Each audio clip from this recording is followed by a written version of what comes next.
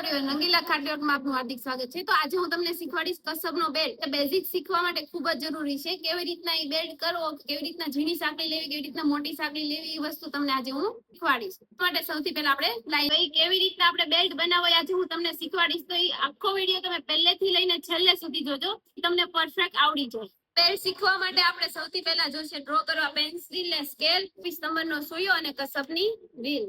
તો સૌથી પહેલા તો આપણે બે લાઈન ડ્રો કરી લેશું। તેનો ગેપ રાખવાનો છે, વચ્ચેનો આ જે ગેપ છે એ 1/2 ઇંચનો રાખવાનો છે। રીતના બે લાઈન ડ્રો થઈ ગઈ છે, તો આપણે સ્ટાર્ટ કરીએ। તો સૌથી પહેલા તો આપણે ધાગો ઉપર લેશું। એક ઝીણી રિટર્ન સાંકળી લેવાની છે, જેનાથી ગાંઠ ઉપર નીકળી ના જાય, એના માટે લોક કરવા માટે જે ધાગો ઉપર લીધો એની ઊંધી સાઈડ લેવાનું છે। ત્યાંથી જે ઉપર લાઈન ડ્રો કરી છે એના ઉપર એક મોટી સાંકળી લેવાની છે, એની ઉપર એક અડીને ઝીણી સાંકળી લેવાની છે। હવે એક વસ્તુનું ખાસ ધ્યાન રાખવાનું છે, તમે આ મોટી સાંકળી લ્યો છો, પછી જે એની બાજુમાં ઝીણી સાંકળી લ્યો છો ને, એ ધાગો ઉપર લ્યો છો ને, તો નીચેનો ધાગો એકદમ લૂઝ પકડવાનો છે, જેનાથી આ ધાગો છે ને ઉપર લ્યો ને તો લોક ન લાગી જાય। પછી નીચેનો ધાગો ટાઈટ પકડવાનો છે સાંકળી બેસાડવા માટે। સૌથી પહેલા તો એ જ વસ્તુ ખાસ ધ્યાન રાખવાની છે કે આ ઝીણી સાંકળી લ્યો છો તો આ ધાગો જ્યાં સુધી ઉપર આમ ઇઝીલી ના આવી જાય ત્યાં સુધી નહીં। જો આ ટાઈટ પકડી ગયો તો ગાંઠ લાગી ગઈ, એના માટે ઝીણી સાંકળી લ્યો ત્યારે હંમેશા નીચેનો ધાગો એકદમ સ્મૂથ પકડવાનો છે કે આખો ધાગો ઉપર આવી જાય। તો આવી રીતના એક પછી એક બાજુમાં સાંકળી લેતી જવાની છે, અને આવી રીતના આપણો બેલ્ટ બનાવતા જવાનો છે, જેથી આ બ્રોડ બેલ્ટ બને।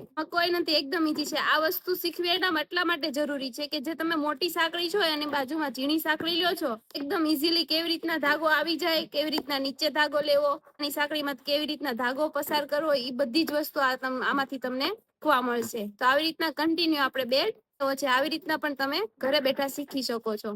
તો આપણો બેલ્ટ પતી ગયો છે। જો તમને અમારો વિડીયો ગમ્યો હોય તો અમારી ચેનલને સબસ્ક્રાઇબ કરો અને લાઈક કરો, બીજાને પણ શેર કરો, જેનાથી ઘર બેઠા ઇઝીલી શીખી શકે।